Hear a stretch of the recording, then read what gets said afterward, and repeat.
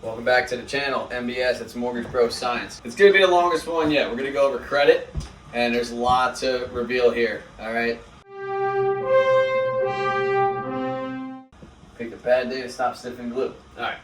So, what types of credit do we have? All right. We have installment credit, all right?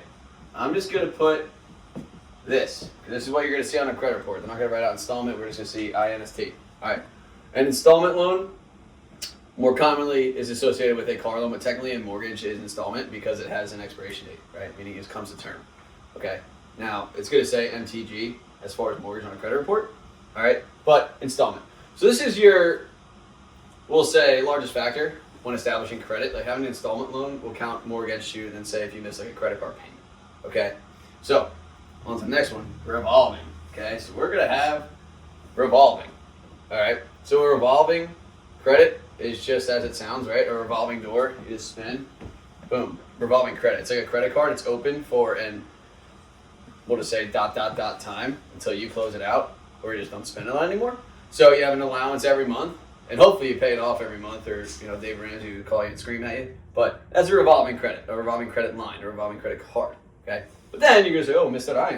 I have an Amex. It's an open charge card. Well, that's true. Now we have an open. Okay. I actually have only ever seen these with Amex. If somebody knows another type of credit line that's an open line, just let me know, because I don't know everything, but an open line. So I'll just put mortgage up here. Right? But really these are the four types of credit. All right. Most common, you're just going to have these two. An installment loan via a car loan. All right. Even if it's a lease, we'll just say it's an installment. But then we're going to have revolving as well. Okay. Now, credit, you have a very minimum of $350. Okay. That's actually the lowest your credit can go. Truthfully, I've been doing this for 10 years. I've never seen a credit score that low. I think the lowest I've seen was low fives. I don't know how they got that low. I'm just going to assume they had a bunch of derogatory accounts and just forgot to pay everything. All right. But then the highest you can go is $850. All right. Now, shoe on the other foot, I've actually never seen a credit score of $850. Like mine's like only $820. All right. Now, it's super important to establish credit. All right. If I got any parents out there, and I really mean this, I implore you, like I actually do care, add somebody as an authorized user. And by somebody, I mean if you have a kid that's 16 years old, they are a ghost. They don't have credit. But you want them to have credit because it will help them out in all aspects of life later on. So you can add them as an authorized user. Let me write this down here. Okay? Authorized user. All right? You can become an authorized user to your parents' card. It won't hurt their credit. It will help your credit. And better yet, it will give you a credit score. And this will help you establish credit, whether you got to get student loans on your own. I pray you don't, right? Go to trade school. But in the event that you do, you want to have credit, all right? So that's why you want to be an authorized user on your parents' card, all right? Now, that's not for everybody. Your parents can be deadbeats. If they are, I truly apologize. I had great parents growing up. They actually didn't do this for me, so I was a ghost. But now my mistake can now be your gain, all right? So if you don't have credit, if you're young, just be like, hey, Mom, can you add me as an authorized user to your card? I don't want a credit card myself, but I will have good credit for their foreseeable future. All right. It's a good way to build credit. It's actually a good way to fix credit should you have missed a payment on one of these. If you missed one, turn off. Okay. Like and subscribe first. Now, sniffing glue. All right. If you miss a payment, all right, dare I say, you're absolutely toast. Okay.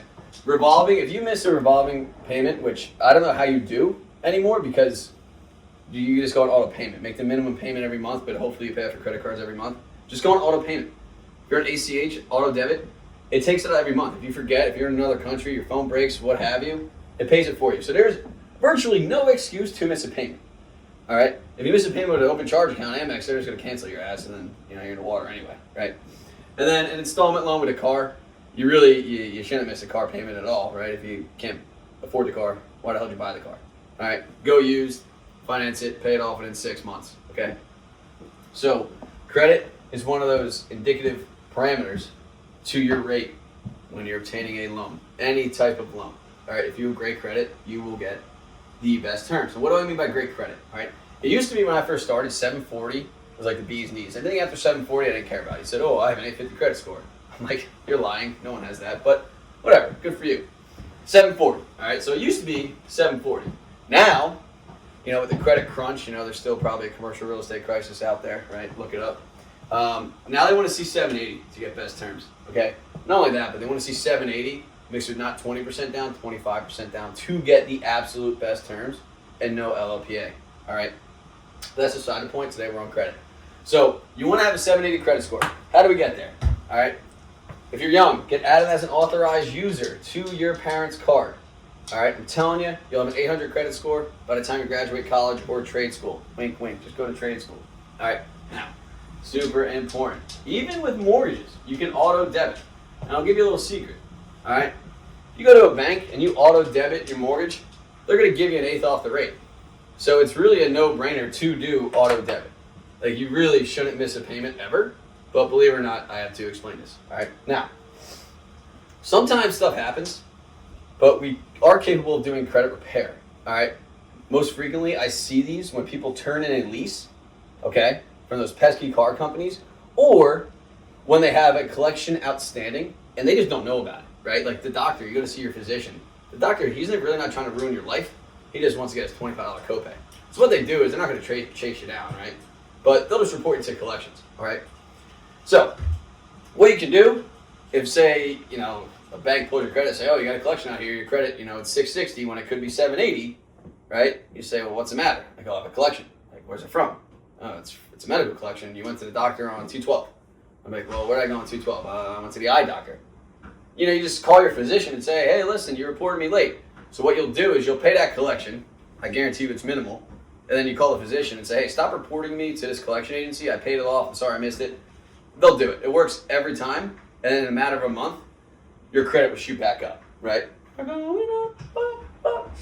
So that's a good way to repair credit. If you miss a revolving payment or an installment payment or, God forbid, a mortgage payment, then you're probably toast. Like, there's no way you're getting around that. Back to the lease miss. It actually, a true story happened to me. Out of college, I was a ghost. I had no credit. So when I leased a car, I went on auto debit, and they actually messed up the paperwork. And so I went to the CFPB. All right? Bear with me as I write this one down. All right, this is the Consumer Financial Protection Bureau. I feel like Mr. Schneebly. No, Mr. S. All right.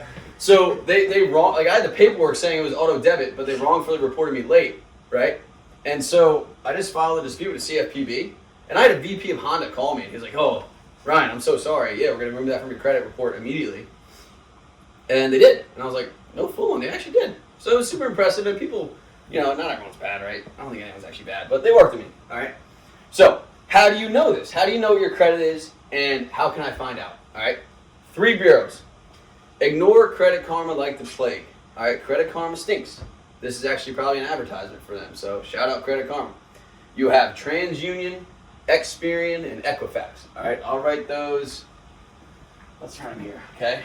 TransUnion, Experian, and Equifax. Okay? These are the 3 big guys. All right? Anytime you're obtaining a loan, they're going to pull these 3 bureaus. All right, how it works? They take the middle score. All right. So say you got a 780 here, say you got a 650 here, and you got a 701 here. All right. Oh, Ryan, I have a 780. No, sorry, don't have them like that. We're gonna use 701. All right. Now, you're gonna figure out why is this a 780 and this is a 650. Certain credit installations, they only report to a certain bureau. Like this credit card that you missed, they might only report to Equifax. Therefore, that's why Equifax is 650 when TransUnion, you're right as rain. So you want to see which bureaus are going to report it to. All right. Now you can do this. Okay. You have 1 free credit report a year, hard pull, from each one of these 3 bureaus. Okay. So you can do what we will do as bankers before you even do it. Right. So I advise you to go to TransUnion, Experian, Equifax, and then you have a good idea of what your credit is. You really do want a 780. All right, if you don't, it's not the end of the world, but you really should if you establish credit early on and you're on auto debit. That means you did not pay or miss, any payments. All right. So again, there's no excuse to miss a payment. anytime I see one, I'm like, you kidding me? And then sometimes I'll pull a parent's credit report, and they have a missed payment, right? And they're like, oh, my son was in college, he missed his payment. And I'm like, tell your son to pay his bills. I thought that's the point of like sharing a credit card. Like, you were gonna pay his bills, and that wasn't the story. So it happens. Just do auto debit, and I promise you, I can't beat that horse into the ground enough. All right. So quick recap: establish credit early, pay the bills, auto debit, get your free credit report each year. All right. You want to see 780. Now, how do they weigh credit? All right. Obviously, mortgage and installment, that's cream of the crop. All right. Rise to the top. That's going to weigh on you more than revolving. Okay. However, with revolving cards, because maybe you don't have a car. Maybe you got a hand-me-down car from your dad like I did, right? I was driving a 97 Honda Accord around. It was a manual. It was fantastic. I ran that thing into the ground. However, you want to minimize your utilization. All right, so I don't know if you can see me over here. I'll put it over here. Say your limit is $1,000. All right, I was going to do $10,000, but we're being modest here. All right, so we're at $1,000. All right, they want to see you're at 10 to 15% utilization. Sorry, 15%. All right, what does that mean? I mean, simple math, right? Use $100 to $150 a month on that card. I swear to God, if you don't pay it off, like and subscribe, stop watching me. All right. So, what I would say is use it for gas. All right. Every time you need to get gas, use that card. Have a specified card for gas, and just pay it off at the end of the month. All right. This will help you establish credit. And if you're on auto debit, even if you forget to pay it, you'll still be responsible in my eyes, and therefore you will have good credit. All right. So there's a bunch of tricks of the trade on how to establish credit, but the thing is, it's like going to the gym. You can establish getting jacked, right? But you got to keep it, right? So if you have a 780, I hate to tell you, you miss a payment, you're going down to 650. So it's super important to stay on it. Now I'm not saying you're gonna die, you got cancer or nothing, but it's gonna impact your life. And anytime you go for car financing, or more importantly, a loan, that's why we're here. This is super important. So I'm really trying to think of the point I'm trying to make here, but establish credit early if you're young. If you have kids, establish credit for your kids, and just go on auto debit. Auto debit everything. And yeah, if you thought this was useful or have any more questions about credit and how to build it, definitely MBS. Shoot us a like, a comment. We're making content, but we know what we're doing. So yeah, like and subscribe, and more coming at you. Get a life, nerd.